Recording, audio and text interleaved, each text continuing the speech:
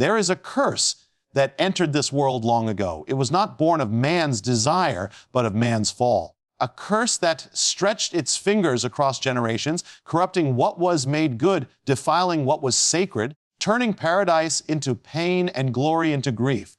This curse was not just on the ground or in the air. It entered into our very lives, into our families, our choices, our bodies, and our hearts. It was the curse of separation, toil, decay, sorrow, and death. And yet, the king stepped into the curse. He did not come dressed in robes of royalty, nor did he stride upon a golden chariot. He entered through the humblest of doors, born in a cave, laid in a manger, raised in obscurity. But he came with purpose, not to avoid the curse, not to skirt its consequences, but to take it head on. He came as the king of the curse, not to be ruled by it, but to conquer it. The curse was written in blood and law. The soul that sins shall die. But this king came sinless. He walked among the cursed and healed them. He touched the lepers, raised the dead, cast out demons, and proclaimed liberty to the captives. He did not deny the existence of the curse. He defied it. Wherever he went, the curse was pushed back, unraveled, and undone. He brought glimpses of what the world looked like before the fall, and what it will look like again when the curse is lifted for good. But to end the curse, he did what no one expected. He allowed himself to be cursed. As it is written, cursed is everyone who hangs on a tree. The King, the Holy One, chose the tree, the cross. He chose to bear the full weight of the curse. He became the lamb, the scapegoat, the substitute. He took upon himself every sin, every rebellion, every injustice, every sorrow, every wound, every failure, every betrayal, every shame. He did not just touch the curse, he became the curse for us. And there at the place of the skull, the curse met its king. It tried to break him. It poured its poison into him. It stripped him, beat him, nailed him, and hung him. And he said, "It is finished," because it was. The power of the curse was broken. The chains of death were shattered. The veil was torn. The ground shook not in defeat, but in victory.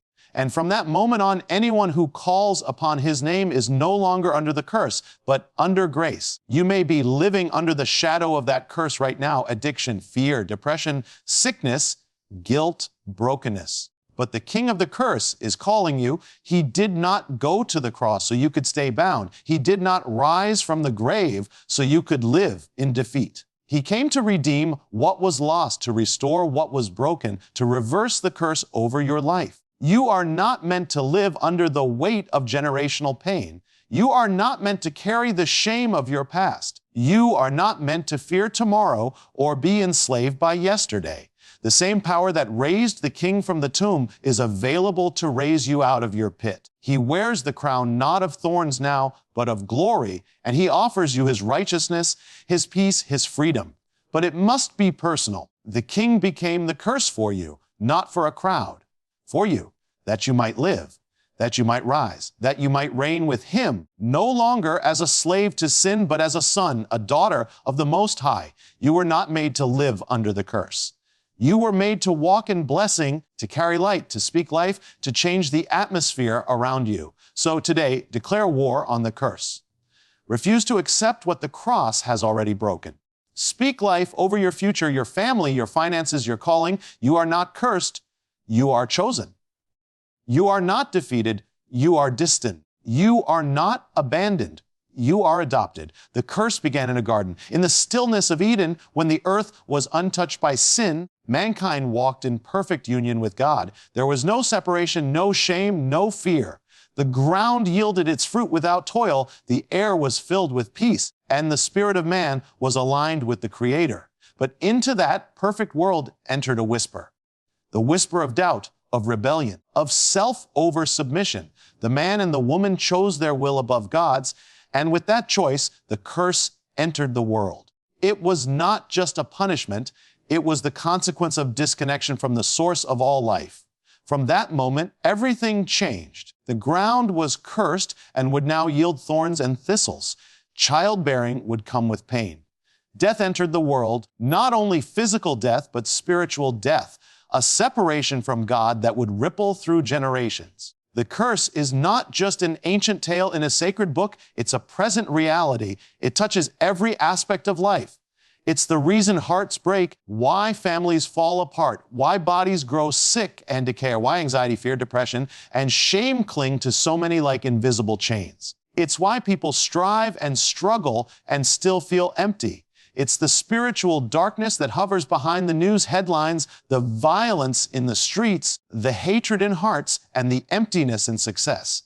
The curse is what makes the soul restless, what fills the world with noise but no peace, progress but no satisfaction. The curse is not simply about sin, it's about what sin unleashes, a chain reaction of sorrow, pain, and separation that no amount of human effort can reverse. And the curse is not abstract, it's personal. It is etched into our stories. We see it in the generational patterns we can't seem to break. We hear it in the voices that tell us we're not enough. We feel it in the wounds that never quite heal and the fears that whisper in the night. The curse affects not only actions, but identities. It distorts how people see themselves. Some live under labels, rejected, abandoned, worthless, spoken not just by others, but formed in moments of brokenness. It has shaped how people relate to one another, how they strive to earn love, approval, or meaning. The curse causes people to build walls where there should be bridges, to choose isolation over intimacy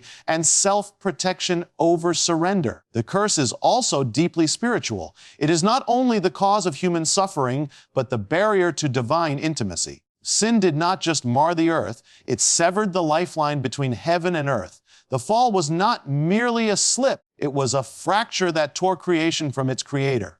From that moment on, humanity has been wandering, trying to find its way back through religion, ritual, reason, and rebellion. But none of those paths can remove the curse, because the curse was never about external conditions alone. It was about the internal breach, the broken covenant.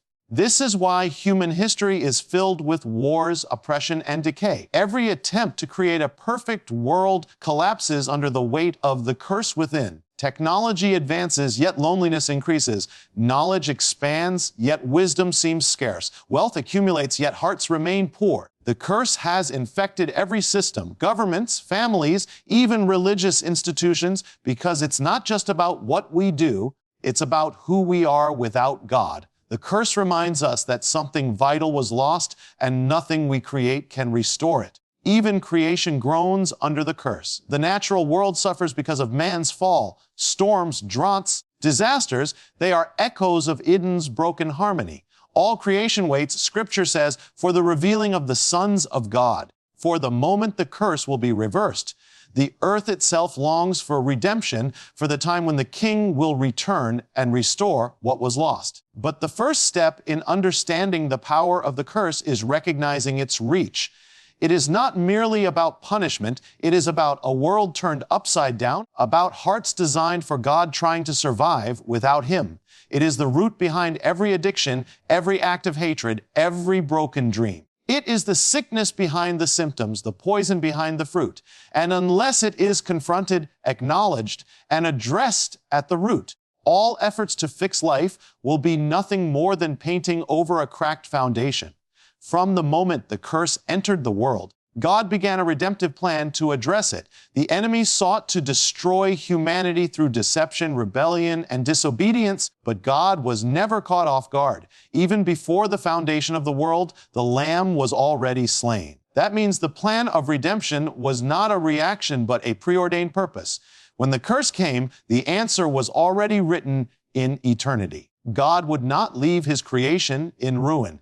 The King of the universe would become the king of the curse, not only to bear it, but to break it. He would step into the very ground cursed by sin, breathe the same air, feel the sting of human suffering, and willingly take the full weight of the curse upon Himself. That is the mystery of the Messiah. The one who had no sin would become sin, so that we could become the righteousness of God. He didn't come to avoid the curse. He came to enter into it. He wore it like a crown. Literally, when the Roman soldiers twisted together a crown of thorns and crushed it into His head, they were unknowingly fulfilling a profound symbol. The thorns represented the curse on the ground, the curse of sin, toil, pain, and death. And the King wore it. He didn't cast it off. He didn't reject it. He embraced it, not because it belonged to Him, but because it belonged to us. He took what we deserved so that we could receive what he deserved. The crown of thorns wasn't just an act of mockery, it was a prophetic declaration. The king was taking dominion over the very curse that plagued humanity. He was not only bearing it, he was conquering it. He was scourged, beaten, spit on, humiliated, not just by men, but by the weight of all sin. Every whip that tore his flesh echoed the pain of humanity through generations. Every insult hurled at him reflected the rejection and shame people carry. Every nail driven into his hands and feet pierced through generations of guilt, addiction, oppression, and sorrow. On the cross, he didn't just die physically, he descended into the full weight of the curse. The darkness that covered the land was a visible sign of the spiritual transaction taking place. The judgment we deserved was being placed on him. The distance between us and God was being closed. The veil was being torn. The cross is the turning point of history because it is where the curse met its match. It is where justice and mercy collided, where wrath and love intertwined. In that moment, he declared, "It is finished." He didn't say, "I am finished."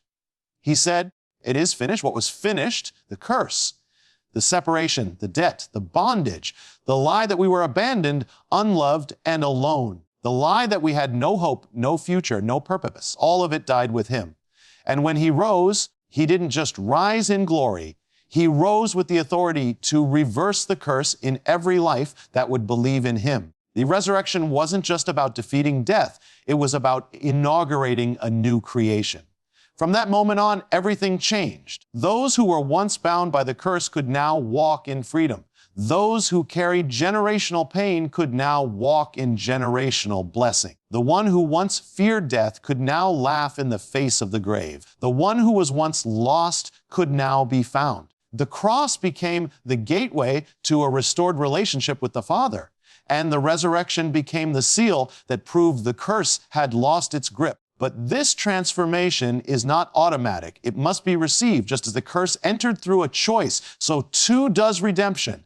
God offers freedom, but he doesn't force it. He speaks, but we must listen. He calls, but we must answer. When someone surrenders to him, they are not just forgiven, they are transferred from the kingdom of darkness into the kingdom of light. They are no longer slaves to the curse, but heirs of the promise. Their identity is no longer rooted in what was done to them, but in what was done for them. The curse loses its legal right when the blood is applied. It cannot cling to what is covered. It cannot accuse what has been justified. It cannot haunt what has been redeemed. And yet, many still live under the weight of the curse, not because it still holds power, but because they have not yet stepped fully into the power that was given to them. The enemy is a liar, and his greatest weapon is deception. He will try to convince people that they are still bound, still broken, still cursed, when in truth, the curse has already been broken by the King who wore it. The invitation now is to walk not in defeat, but in victory, to live not in fear, but in faith, to rise each day and declare that the curse has no hold, because the King of the curse has already triumphed. The Exodus was not merely a tale of deliverance from slavery. It was a divine pattern etched into time, a revelation of what God would do for his people through the ages. When the Israelites were enslaved in Egypt, it wasn't just their physical condition that bound them. It was the condition of their identity, their purpose, and their covenant. For 400 years, they labored under the whip of Pharaoh, forgotten by the world, but not by God. At the appointed time, the Lord heard their cries and raised up a deliverer. Through Moses, God demonstrated his power not only to liberate, but to make a statement to the rulers of the earth, that the Most High still rules in the affairs of men, and that no power of this world can stop the hand of the Almighty when he moves on behalf of his people. But the deliverance wasn't instant. There was a process. 10 plagues shook Egypt, each one a judgment on the false gods of that land, showing that the God of Abraham, Isaac, and Jacob was supreme. The final blow came not with armies or swords, but with a mystery, the blood of the Lamb. The Israelites were commanded to take a lamb without blemish, slaughter it, and place its blood on their doorposts. That night, death passed over every home marked by that blood. It wasn't their strength, their wisdom, or their goodness that saved them. It was the blood. That blood became the dividing line between judgment and mercy, bondage and freedom, death and life. And it was a shadow of something greater to come. That night was the first Passover, and it was not just a historical event, but a prophetic foreshadowing. It pointed to a lamb greater than any found in Egypt, a lamb who would not only deliver a nation but the world. The Lamb of God who takes away the sin of the world. Just as Egypt couldn't hold back Israel when the blood was applied, sin and death couldn't hold back those who are covered by the blood of the Lamb.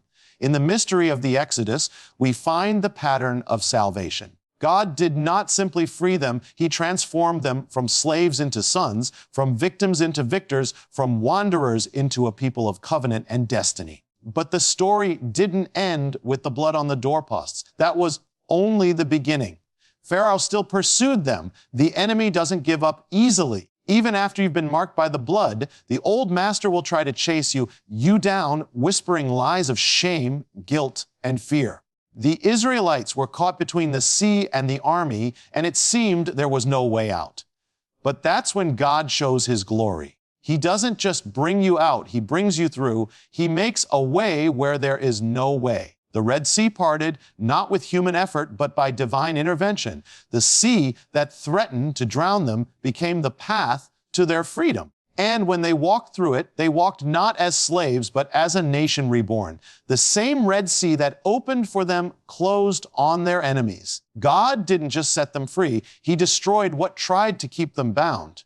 That is the power of the Exodus. It is not just escape, it is complete victory. And that is the promise for every child of God. The patterns of bondage, the chains of fear, the grip of addiction, the lies of the past, they all drown in the sea of His grace when we step forward in faith.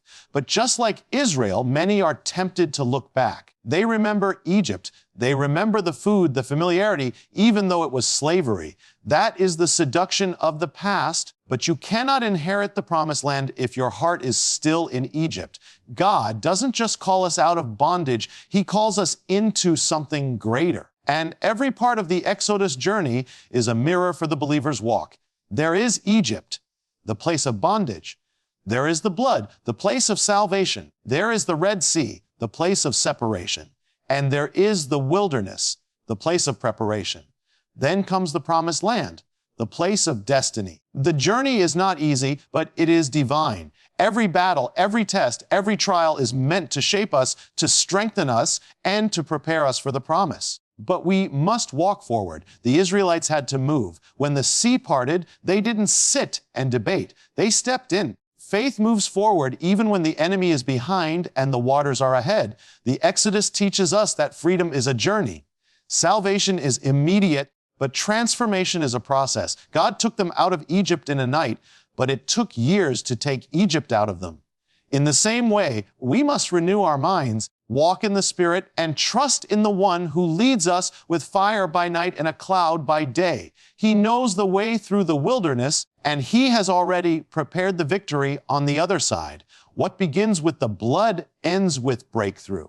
What begins with fear ends with faith. The journey may be long, but it is leading you to a land flowing with milk and honey. You were not meant to live in Egypt. You were not meant to die in the wilderness. You were called to possess the promise, to cross over, to take hold of the inheritance purchased by the blood of the Lamb and sealed by the power of His Spirit. The wilderness was not a punishment, but a preparation. When the children of Israel crossed the Red Sea, they left behind the chains of Egypt. But Egypt still lingered within them. It's one thing to be delivered from a place of bondage, but it's another thing to have that bondage removed from your heart. The wilderness was the classroom of transformation, the place where God took a people who had known only slavery and began to teach them what it meant to walk in freedom, to live as sons and daughters of the Most High. He did not bring them out to abandon them. He brought them out to draw them close, to reveal His presence, and to shape their identity. In the wilderness, God gave them the tabernacle, not in the promised land, but in the dry and desolate place, because it's often in the wilderness that we learn to encounter God in ways we never would in comfort. It was in the wilderness that manna fell from heaven. Every morning, God fed His people with the bread of angels, a daily reminder that man does not live by bread alone, but by every word that proceeds from the mouth of God. They couldn't store it. They couldn't hoard it. They had to trust Him daily to wake up each day and believe that provision would be there. That's the mystery of divine dependence. God was teaching them to rely not on Pharaoh, not on their own strength, but on Him alone. In the same way, we often walk through our own spiritual wilderness, seasons of uncertainty where the old ways are gone and the new has not yet come. In that place, God reveals Himself in fresh ways. He teaches us that His presence is not limited to buildings or blessings, but that He walks with us even in the barren places. The wilderness also revealed the condition of their hearts. When lack came, when thirst struck, when things didn't go as expected, grumbling and fear rose up. They remembered Egypt with a twisted nostalgia, forgetting the whip and remembering only the leeks and onions. That's the danger of spiritual amnesia, when we long for the comfort of bondage more than the discomfort of freedom. But God had to show them that they were not yet ready to enter the promised land, not because the land wasn't prepared, but because they weren't prepared for the land. The giants in Canaan were real, but the greater giant was the fear inside of them. They saw themselves as grasshoppers, and so they became what they believed. The wilderness exposed not just their fears, but their need to learn obedience, trust, and faith. It was there that God gave the law not to burden them, but to bless them, to show them a new way of life. For a people who had lived under the dictates of Egypt, the commandments were not rules, but revelations. They were a divine blueprint for holy living, a path that would set them apart from the nations. God was preparing them not just to enter a land, but to become a nation, a people who would carry His name, His presence, and His purposes. And so the wilderness became the proving ground. Those who were unwilling to believe, those who clung to fear and rebellion, perished without crossing over. But those who trusted, those who learned to walk by faith and not by sight, would inherit what had been promised. The wilderness is not a detour, it's often part of the design. Before David became king, he fled to the wilderness. Before Elijah heard the still small voice, he journeyed through the desert. Before Yeshua began his ministry, he fasted 40 days in the wilderness. The pattern is not coincidence, it's covenant. God takes us through barren places to teach us the power of His word, the sweetness of His provision, and the strength of His presence. It is there, away from the noise and idols of Egypt, that we hear His voice most clearly. The wilderness strips away our reliance on the flesh and makes space for divine revelation. But there is always a crossing over. The Jordan River waited. The promise remained. And when the new generation stood at its edge, they did so as a people who had learned to trust. The ark went before them, and the waters parted again, just as they had at the Red Sea. But this time, it wasn't about fleeing from the past. It was about stepping into the future. The wilderness had done its work. Their hearts had been refined, their faith purified. What had started in fear ended in fulfillment. What had begun in desperation ended in destiny. The wilderness was never the end of the story. It was the necessary passage, the sacred journey that prepared them to walk not as slaves, not as wanderers, but as warriors ready to inherit the land. The Exodus was more than a physical journey. It was a prophetic picture, a divine pattern that echoes through the corridors of time. What happened at the Red Sea was not only the deliverance of a people from a tyrant, but the foreshadowing of a cosmic deliverance yet to come. Egypt represented the world in bondage. Pharaoh was more than a man. He symbolized the adversary, the one who seeks to enslave and oppress the people of God. And the Red Sea, that impossible barrier, became the place where God showed that what man cannot cross, He can part. This was not only a historical event, it was a shadow of a greater redemption that would take place through Messiah, the ultimate deliverer, the one who would break the chains of sin and death, not just for a nation, but for all mankind. When the children of Israel passed through the waters, it was as if they were being born again. They left behind the old life, the bondage, the hopelessness of Egypt, and stepped into a new beginning. That passage through the sea was not just a miracle, it was a sign. And that sign points forward to another crossing, another baptism, another deliverance. Just as the waters closed over Pharaoh and his armies, so the powers of darkness are overthrown at the cross. Just as Israel emerged on the other side to begin their journey with God, so those who pass through the waters of faith and repentance emerge as new creations, no longer slaves to sin, but sons and daughters of the kingdom. The Red Sea was a foreshadowing of the cross, the place where the impossible becomes possible, where death is swallowed up in victory. But the story does not stop at the sea. It moves forward through the wilderness, through Mount Sinai, through the giving of the covenant, and onward toward the promised land. And even that promised land becomes a sign. For though they inherited Canaan, there was still something more, something greater to come. Hebrews tells us that they were seeking a better country, a heavenly one. The earthly land was not the final promise, but a picture of the eternal. The journey from Egypt to Canaan becomes the journey from sin to salvation, from death to life, from the kingdoms of this world to the kingdom of God. And just as Israel's journey was marked by trials and victories, rebellions and restorations, so too is the life of every believer a journey of transformation. In the Revelation, we find echoes of Exodus. The plagues of Egypt return in greater intensity, not to a single nation, but to the whole world. The sea of glass before the throne mirrors the Red Sea, where those who have overcome the beast sing the song of Moses and the Lamb. The deliverance from Egypt is fulfilled in the ultimate deliverance from Babylon, from the systems of the world that oppose God. And just as Pharaoh hardened his heart despite the judgments, so too does the world resist even in the face of divine warnings. But the Lamb prevails. The blood that marked the doors in Egypt becomes the blood that marks the redeemed in eternity. The wilderness becomes the tribulation, a place of testing and refining, but also of divine provision and presence.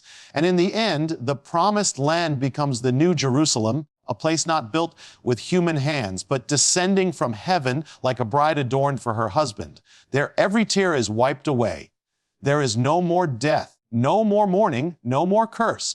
The Exodus was always pointing to this, the final and eternal home of God's people. The journey was always about more than escaping Egypt. It was about entering the fullness of His promise. And the crossing of the Red Sea was the first step in that journey, a declaration that God is the one who makes a way where there is no way, who leads His people through the depths and into destiny.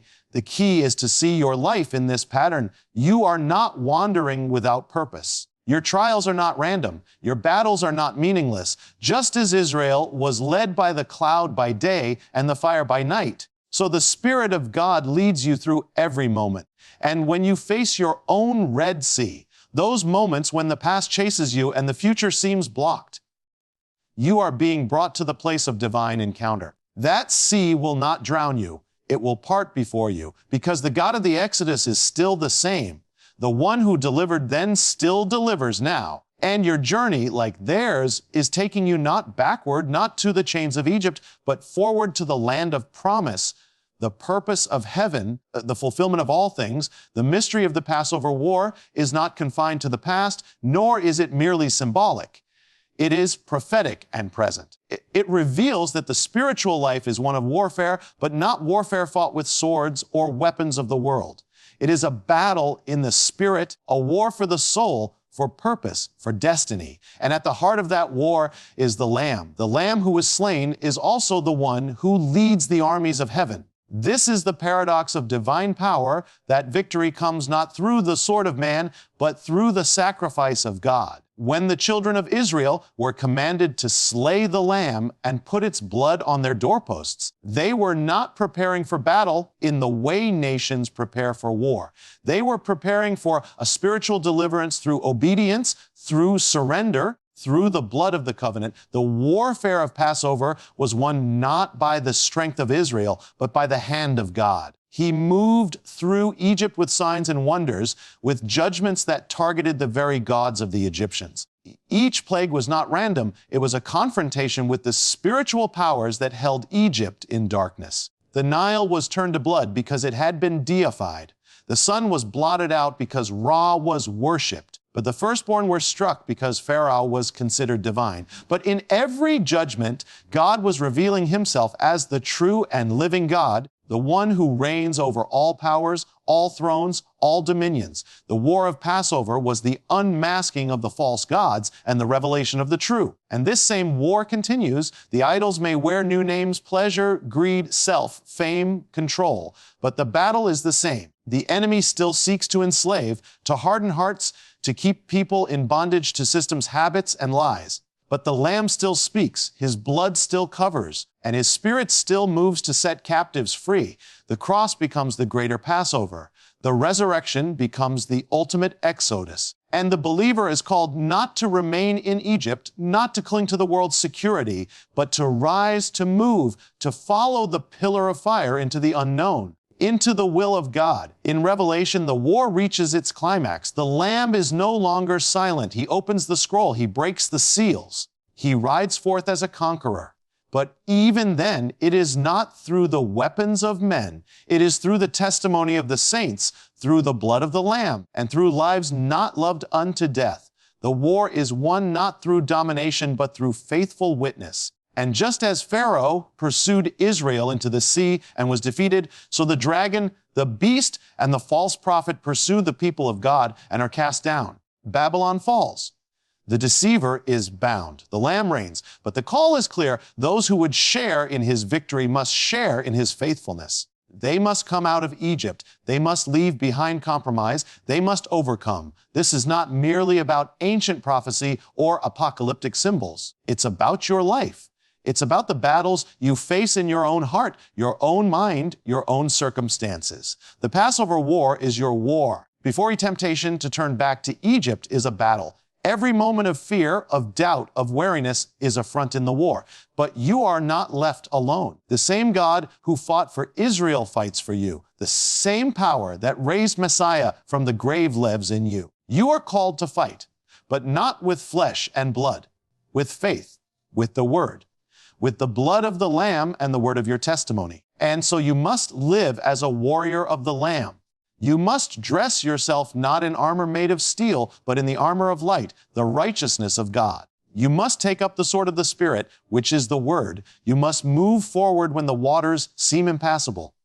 You must trust when the enemy seems near. And you must remember that the victory has already been won at Calvary. The Red Sea is parted. The chains are broken.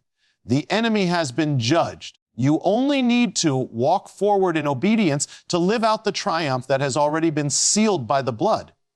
The war of Passover was the beginning. Revelation is the culmination. But you are living in the in between the now and the not yet, the time of testimony and triumph. Do not live as a victim. Live as one who knows the end of the story. Live as one who has seen the sea parted and the grave empty.